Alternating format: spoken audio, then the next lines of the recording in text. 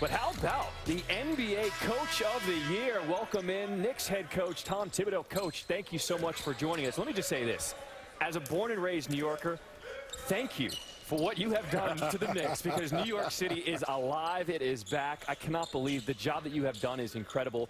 What did it take to get the team to buy into your system and turn things around? Well, thank you, and thank you for having me. Well, it's obviously not just me. There's a lot of people involved, starting with our owner, Jim Dolan, Leon Rose, William Wesley, Scott Perry, and of course, I have a great staff, and our players were terrific. The season that Julius Randle had was remarkable. R.J. Barrett, and of course, we had a number of veterans step up and play well also.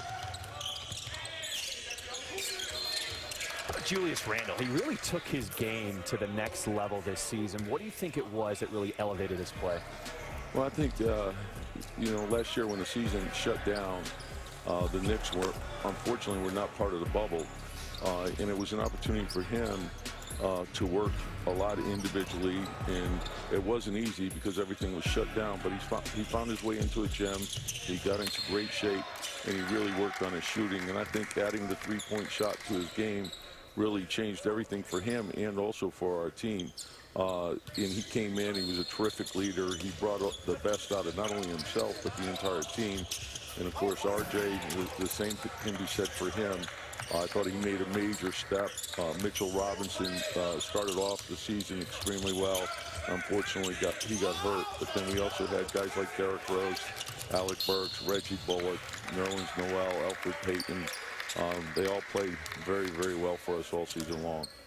Coach Tibbs, LaFonso Ellis here. Congratulations on the year that you've had.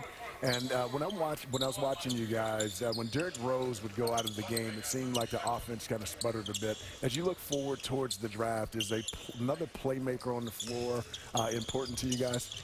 Yeah, and it's something that we talked about going into the season. Obviously, we wanted to build our foundation, starting with our defense, and then, of course, adding to our shooting and our offense. And we're always looking to add that shooting. And it's not only the shooting the three, but it's going off the dribble as well. And also adding the, continuing to add defensive players. So it's an all-around game. We know to have success in the playoffs, you have to be strong on both sides of the ball. So that's what we're striving towards.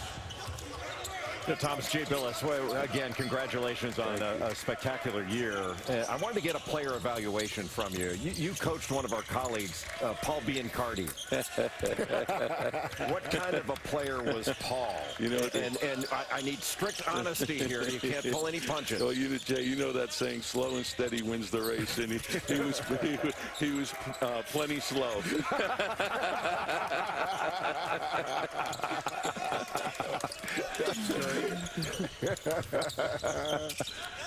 Coach John Striffen again. All right, as a diehard Knicks fan, I know how crazy we can be as Knicks fans. The fact that the city is jumping again, have you had a wild experience with fans just maybe coming up to you, just thanking you for the job that you've done? Well, I had the opportunity to be there in the 90s, and honestly, I could say there's no better place to be the Madison Square Garden, and we understand what the Knicks mean to that city.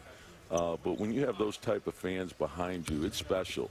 And so I think everyone's excited about the team, and I think our players did a terrific job of giving our fans something to be proud of. And we know we have a long way to go, and I think it's great motivation for us over the summer to put a lot of work in. And, of course, we have 4 draft picks, and we have $60 million in cap space. Talk about this setup here at Wintrust Arena. It's a new spot for the NBA. Did a phenomenal job. As a coach and an evaluator, what do you think of the way that this draft combine is set up? Oh, I love it. I love it. And I was here for a period of time when they were talking about building the Wintrust, and to see it see the way it lays out and the way it's tied to the hotels, and it's the perfect setup for the combine and for a lot of other things that I'm sure they're hoping to host in the future. But I just love the entire setup. I think for interviewing players, to conduct an event like this, it's perfect. You couldn't ask for anything any better. So you've had a close eye on some of the players. You got 2 picks in the first round. Anybody who has stood out to you so far this week? You know, we're still, for myself, I'm catching up. Our scouts have evaluated them. They put a lot of work into it. And then, you know, you have to be ready for all the possibilities, whether you move up, move back, or you trade out. So we're just trying to get a handle on it. I love coming here, the opportunity to sit down and interview the players. You get to know them a lot better. So you're still gathering the information, and you see who might be a good fit for you. And again, I think, you know, we're looking for wings and guys who can shoot. So there's a number of guys that we think are going to be good pros. So there's a lot of value here. Tom, in the interviews you've sat in on, what's the toughest? What's the question you would have had the toughest time answering when you were a prospect? You know what?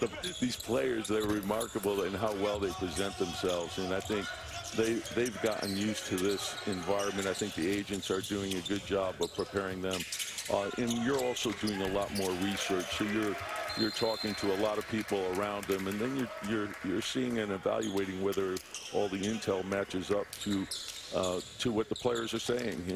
And a lot of times you find out a lot of interesting things, and I think that's an important piece of this. It's not the end all be all, but it's a big part of it in determining who would fit into your group.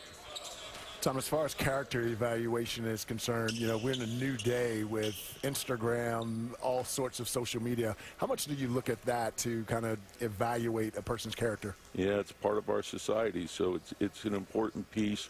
But I think it's their entire body of work, you know, what they've done over a long period of time. No one's going to be perfect. You have to understand that. But character, there's great value in that, trying to measure drive and intelligence and how players have improved over a period of time. And also if they've gotten through some adversity, you'd like to see that quality as well. So there are a number of things that you're looking for. Well, Coach, we really do appreciate you spending some time with us. And coming from someone who used to sneak into the Garden during the 90s when I was a kid, I speak on behalf of all New Yorkers. We love you. Thank you. I appreciate you guys. Thanks a lot. Limitations is up on that.